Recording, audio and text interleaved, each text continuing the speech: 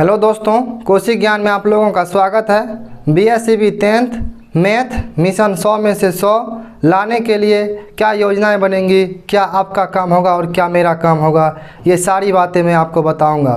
तो आने वाले ये 5 से 10 मिनट आपकी तैयारी को ज़बरदस्त ताकत देगी। तो आइए बीएसईबी 10th मैथ का पहले पूरा सिलेबस देख लेते हैं, उसके बाद बताएंगे कि बीएसईबी 10th मैथ में कब कब कौन सा चैप्टर स्टार्ट करेंगे। तो आइए बीएसईबी 10th का पहले पूरा सिलेबस हम बता देते हैं। तो देखिए बीएसईबी 10th में जो है आपको टोटल 15 यूनिट है पढ़ने के लिए। 15 यूनिट है पढ़ने के लिए, जिसमें से पहला यूनिट है वास्तविक संख्याएं। शायद आपको यहाँ पे नहीं दिख रहा होगा, थोड़ा एक्सपोजर का दिक्कत है। तो इधर है पहला वास्तविक संख्या। पहला है वास्तविक संख्या। वास्तविक संख्या के अंतर्गत आपको पढ़ने के लिए है यूक्लिड विभाजन प्रमेयिका। दूसरा है परिमेय और अपरिमेय संख्याएं। उसके बाद तीसरा है अंकगणित का मौलिक सिद्धांत। तो वास्तविक संख्या में आपको मेन चीज़ 3 टॉपिक लगभग पढ़ना है, जिसमें है यूक्लिड विभाजन प्रमेयिका पहला है, दूसरा है परिमेय और अपरिमेय संख्या, तीसरा है अंकगणित का मौलिक सिद्धांत। तो वास्तविक संख्या से आपको बीएसईबी 10th बोर्ड एग्जाम में 10 अंकों का क्वेश्चन आता है। उसके बाद दूसरा चैप्टर है बहुपद। बहुपद में आप लोगों को पढ़ना है शून्यक और गुणांक। दूसरा है शून्यक का ज्यामितीय अर्थ। तीसरा है बहुपद की विभाजन विधि। तो बहुपद में आपको मेन 3 चीज़ें पढ़ना है, जिसमें से है शून्यक और गुणांक, शून्यक का ज्यामितीय अर्थ, बहुपद की विभाजन विधि। उसके बाद तीसरा चैप्टर है रेखिक समीकरण। रेखिक समीकरण के अंतर्गत आपको पढ़ना है, एक है ग्राफीय सिद्धांत, दूसरा है विलुप्तीकरण विधि, तीसरा है प्रतिस्थापन विधि और चौथा है वज्र गुणन विधि। उसके बाद चौथा चैप्टर है द्विघात समीकरण। द्विघात समीकरण के अंतर्गत आपको पढ़ना है द्विघात समीकरण का परिचय, द्विघात समीकरण को हल करने की विधि। उसके बाद पढ़ना है मूल समीकरण की प्रकृति। उसके बाद पढ़ना है द्विघात समीकरण के रूप में संक्षिप्त करने योग। तो ये द्विघात समीकरण अंतर्गत आपको है 4 टॉपिक पढ़ने के लिए। द्विघात समीकरण का परिचय, द्विघात समीकरण को हल करने की विधि, मूल समीकरण की प्रकृति, द्विघात समीकरण के रूप में संक्षिप्त करने योग। उसके बाद देखिए 5वां चैप्टर है समांतर श्रेणी। समांतर श्रेणी के अंतर्गत आपको पढ़ने के लिए समांतर श्रेणी का परिचय, समांतर श्रेणी का nवां पद, समांतर श्रेणी के nवें पद का योग।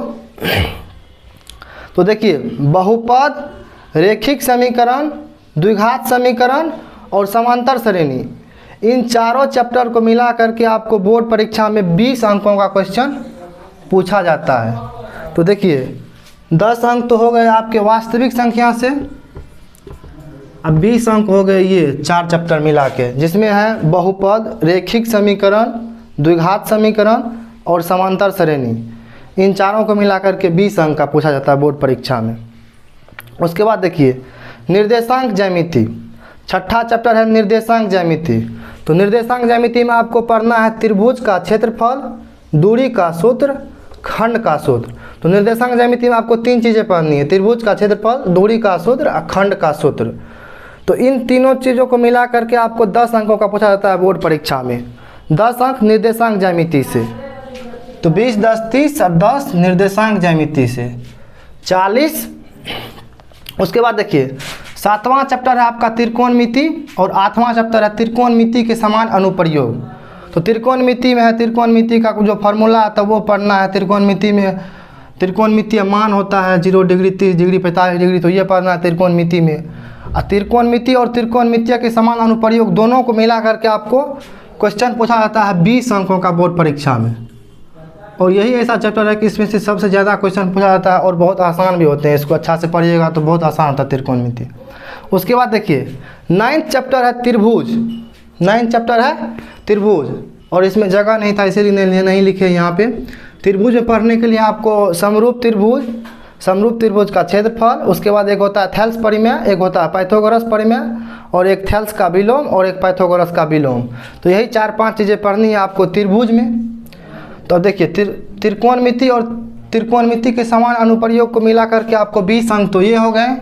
और उसके बाद देखिए त्रिभुज, और उसके बाद पढ़ना है 10वां चैप्टर है वृत्त। तो वृत्त में पढ़ना है वृत्त की स्पर्श रेखा और दूसरा है स्पर्श रेखा की विशेषता। तो वृत्त के अंतर्गत आपको ये 2 चीज़ें पढ़नी है। उसके बाद देखिए 11वां चैप्टर है रचना। रचना में आपको पढ़ना है समरूप त्रिभुजों की रचना करना और दूसरा पढ़ना है स्पर्श रेखा की रचना करना, जो कि वृत्त पर होता है। स्पर्श रेखा की रचना करना, ठीक। उसके बाद 12वां चैप्टर है वृत्त से संबंधित क्षेत्रफल। तो इसमें वृत्त से संबंधित कुछ क्षेत्रफल होता है, त्रिज्यीय खंड का क्षेत्र होता है।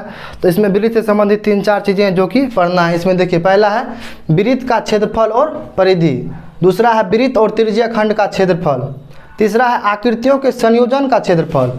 तो ये वृत्त 2 डायमेंशनल फिगर है, जिसको द्विविमीय आकृति बोलते हैं हिंदी में। तो वृत्त में आपको द्विविमीय आकृतियों का संयोजन करना है। वृत्त तो द्विविमीय होता ही है। उसके बाद देखिए 13वां चैप्टर है पृष्ठ, क्षेत्र और आयतन।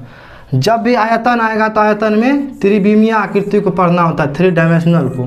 तो इसमें देखिए पृष्ठ, क्षेत्र और आयतन के अंतर्गत आपको पढ़ना है ठोस का संयोजन, जो कि ये त्रिविमीय ठोस होगा जो भी होगा। तो उसके बाद दूसरा है ठोस का परिवर्तन और तीसरा है शंकु का छिन्नक। तो ये 3 चीज़ें आपको पढ़ने के लिए हैं पृष्ठ, क्षेत्र और आयतन से। तो देखिए त्रिभुज, वृत्त, रचना, वृत्त से संबंधित क्षेत्र और पृष्ठ, क्षेत्र और आयतन, इन 1 2 3 4 और 5। तो देखिए त्रिभुज, वृत्त, रचना, वृत्त से संबंधित क्षेत्र, पृष्ठ, क्षेत्र और आयतन, इन 5 को मिला करके आपको है 30 अंकों का, बोर्ड परीक्षा में इन 5 को मिला करके 30 अंकों का क्वेश्चन पूछा जाता है। तो त्रिभुज, वृत्त, रचना, वृत्त से संबंधित क्षेत्र, पृष्ठ, क्षेत्र और आयतन, इन सब को मिला करके आपको 30 अंकों का पूछा जाता है बोर्ड परीक्षा में। उसके बाद देखिए 14वां चैप्टर है सांख्यिकी। सांख्यिकी के अंतर्गत आपको पढ़ना है माध्य, माध्यिका और बहुलक। सांख्यिकी के अंतर्गत आपको 3 चीज़ें पढ़ने के लिए, जिसमें से है पहला माध्य, दूसरा है माध्यिका और तीसरा है बहुलक। उसके बाद देखिए 15वां चैप्टर है प्रायिकता और ये अंतिम चैप्टर है। इसे पढ़ने के लिए आपको है प्रायिकता का परंपरागत दृष्टिकोण। उसके बाद इसमें पढ़ने के लिए दूसरा प्रायिकता का उपयोग। तो प्रायिकता में 2 तरह का क्वेश्चन होता है, एक होता है वो सिक्का से संबंधित, दूसरा होता है पासे से संबंधित, तीसरा होता है प्लेइंग कार्ड से संबंधित, और उसी का है प्रायिकता का उपयोग। तो प्रायिकता के अंतर्गत 2 चीज़ें। तो देखिए सांख्यिकी और प्रायिकता दोनों को मिला करके 10 अंकों का आपको पूछा जाता है बोर्ड परीक्षा में। तो टोटल जोड़िए 20 10 30 10 40 20 60 30 90 10 100, टोटल हो गए आपके 100 अंक। तो BSEB बोर्ड परीक्षा में आपको टोटल 100 अंकों का पूछा जाता है, ठीक है। तो यही रहा आज का सिलेबस, हम बता दिए हैं मैथ का पूरा सिलेबस। एक बार फिर से देख लीजिए। पहला चैप्टर है वास्तविक संख्या, दूसरा है बहुपद, तीसरा है रैखिक समीकरण, चौथा है द्विघात समीकरण, 5वां है समांतर श्रेणी और 6ठा है निर्देशांक ज्यामिति। उसके बाद देख लीजिए 7वां है त्रिकोणमिति, 8वां है त्रिकोणमिति के समान अनुप्रयोग, 9वां है त्रिभुज, 10वां है वृत्त और 11वां है रचना, 12वां है वृत्त से संबंधित क्षेत्र और 13वां है पृष्ठ, क्षेत्र और आयतन और 14 में है सांख्यिकी और 15 में प्रायिकता। तो ये रहा कंप्लीट सिलेबस 10th मैथ का। तो आप चाहे तो इसे अपने नोटबुक में नोट कर सकते हैं। तो चलिए आज के लिए बस इतना ही। बाकी आपको रोज़ शाम के 5 बजे YouTube पर डेली क्लासेस की वीडियो मिल जाएगी, जो कि बिल्कुल शुरू से होगी। और हम NCERT का हिंदी मीडियम पूरा कवर करने जा रहे हैं। तो NCERT का बुक आप लोग ले लीजिए, उससे हम पूरा मैथ को शुरू से अंतिम तक बताएंगे। तो कल से आपको डेली शाम के 5 बजे वीडियो मिल जाएगी YouTube पर। बाकी अगर आपको डेली नोट्स और PDF चाहिए तो आप हमारे टेलीग्राम चैनल को ज्वाइन कर सकते हैं, जिसका लिंक आपको नीचे डिस्क्रिप्शन में मिल जाएगा। तो वीडियो देखने के लिए थैंक यू वेरी मच।